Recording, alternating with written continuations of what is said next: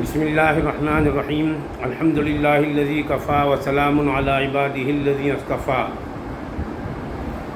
یہ محرم الحرام کا مہینہ چل رہا ہے اور عاشورہ بھی گزر چکا جمعے کے روز۔ سن 61 ہجری میں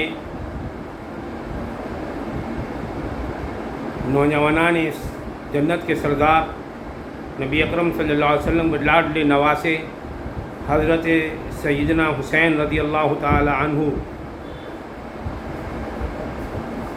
کی شہادت کا واقعہ پیش آیا،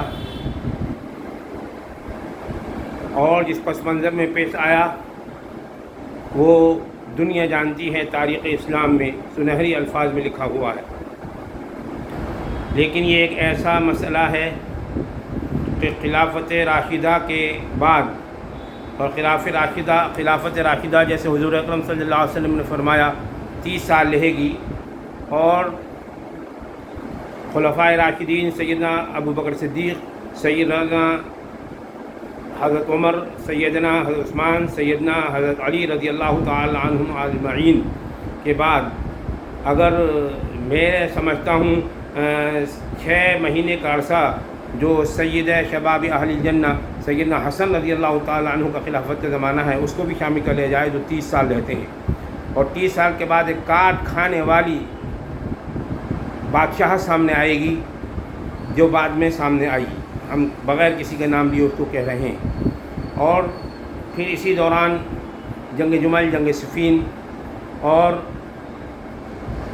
اموی دور قائم رہا، اور حضرت علی رضی اللہ تعالی عنہ اجمعین، حضرت علی رضی اللہ تعالی عنہ اور خاندان رسالت کو، اہل بیت کو مدینہ طیبہ کے اندر برا بھلا کہا جاتا رہا۔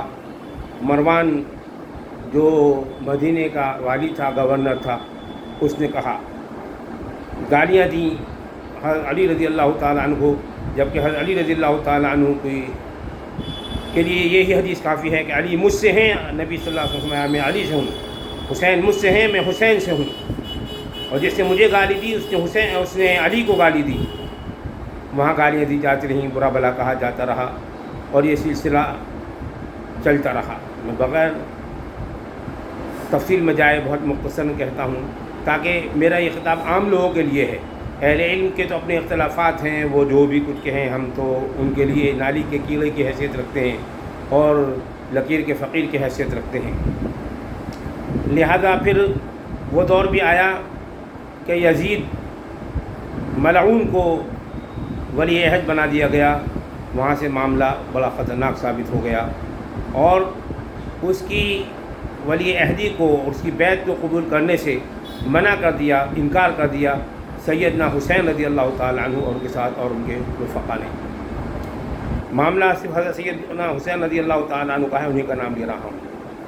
پھر وہ دور بھی آیا کہ کوفے کے لوگوں نے خط لکھ کر بلایا، اور کوفی کے بارے میں یہ بات مثل مشہور ہے، کوفی لایوفی، ڈھیر سارے خطوط تھے، چھیلے بھرے خطوط تھے جو انہوں نے بلائے، اور حضرت سیدنا امام حسین جو جنت کے جوانان کے سردار ہیں اور سردار ہوں گے اور ہیں اور رہیں گے انشاءاللہ، وہ اپنے خاندان کے افراد کو لے کر چلے، اور جب وہ کربلا کے موقع پر پہنچے،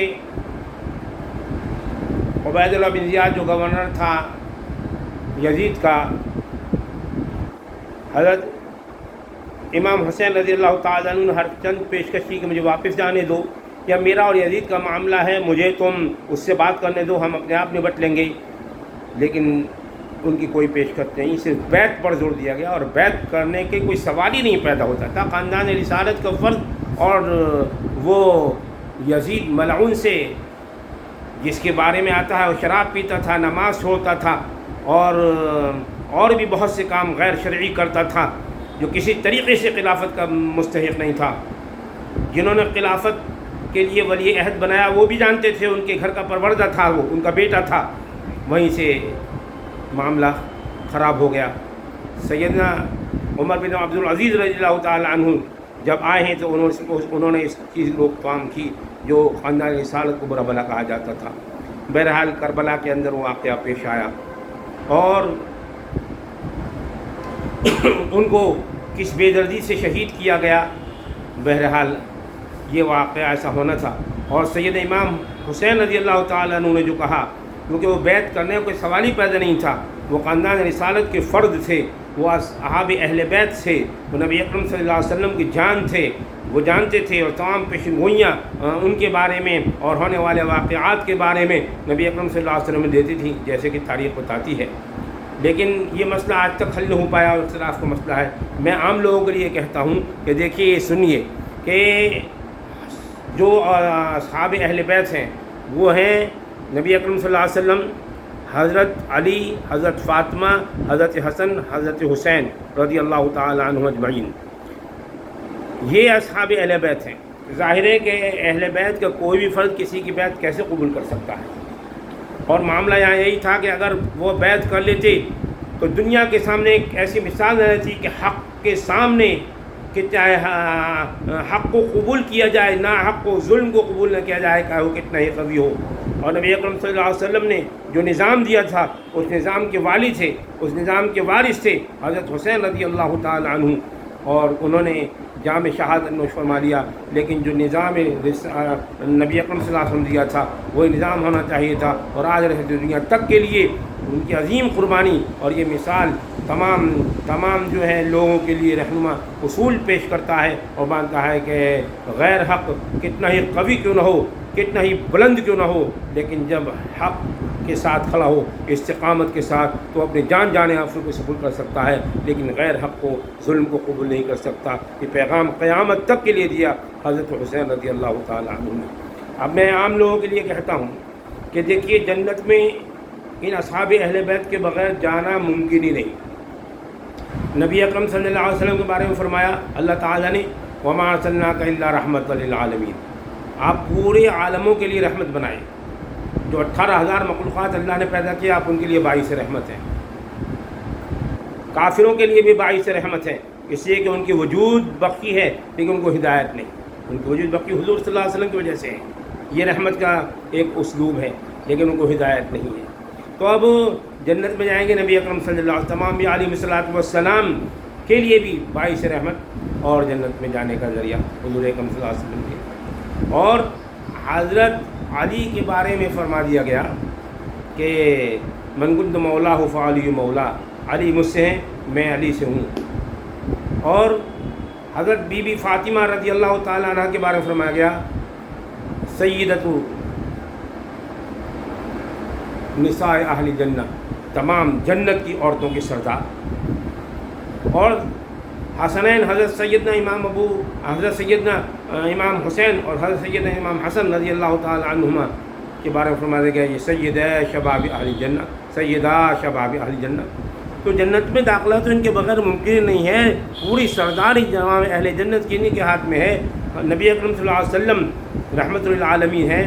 حضرت علی من کنت مولا فعلی مولا کا درجہ ہے. اور بی بی فاطمہ رضی اللہ تعالی عنہ وہ جنت کی عورتوں کے سردار ہیں. اور حسنین رضی اللہ تعالی عنہما، حضرت امام حسن، حضرت امام حسین رضی اللہ تعالی عنہما، یہ جنت کے نوجوانوں کے سردار ہیں. اور جنت میں سارے کے سارے نوجوانی کی عمر کو ہوں گے. تو جنت تو ان کے بغیر داخلہ ہی ممکن نہیں ہے. تو ان کے مقام مرتبے کو کیسے نہ پہچان جا سکتا. یہ وہ حقیقت ہے جو عام طور پہ عام لوگوں کے لیے، تاکہ وہ سمجھ سکیں عام لوگ.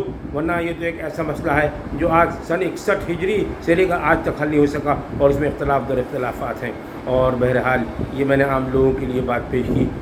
ہمیں اللہ تعالیٰ حسینی جذبہ عطا فرمائے، حسینی نقش قدم پر چلنے کی، جو سیرت نبوی رضی اللہ صلی اللہ علیہ وسلم کا نقش قدم ہے، جو علی رضی اللہ تعالیٰ عنہ کا نقش قدم ہے. اور جو بیچ میں تاریخی واقعات ہیں ان میں بہت سو کی طرف اشارہ کر دیا تھا نبی اکرم صلی اللہ علیہ وسلم نے. حقائق موجود ہیں تاریخ کی کتابوں میں، سیرت کی کتابوں میں اور احادیث کی کتابوں میں. لیکن جب حقائق کو چھپایا جائے تو حقائق عام کے سامنے نہیں آتے. بہرحال یہ چند حقیقتیں میں نے آپ کے سامنے عام لوگوں کے لیے رکھیں تاکہ نبی اکرم صلی اللہ علیہ وسلم اور اصحاب اہل بیت کی حقیقت ان کے سامنے آئے. جب نبی اکرم صلی اللہ علیہ وسلم فرما دیا تھا میں 2 چیزیں تمہارے درمیان چھوڑ کر جا رہا ہوں، قرآن کریم اور اطرتی اہل گئی تھی یہ جو چیزیں جب ہم مضبوط تھامیں گے قرآن پاک کو، جس کو قرآن پاک کو تھامنے کے لیے اہل بیت کا طریقہ اور طرز ہمیں تھامنا ہوگا، تبھی ہم اس کو مضبوطی سے لیے چلیں گے۔ اللہ تعالیٰ اسی پہ ہمیں غامزن فرمائے اور اسی پر ہمارا خاتمہ فرمائے۔ وآخر دعوانا ان الحمد للہ رب العالمین۔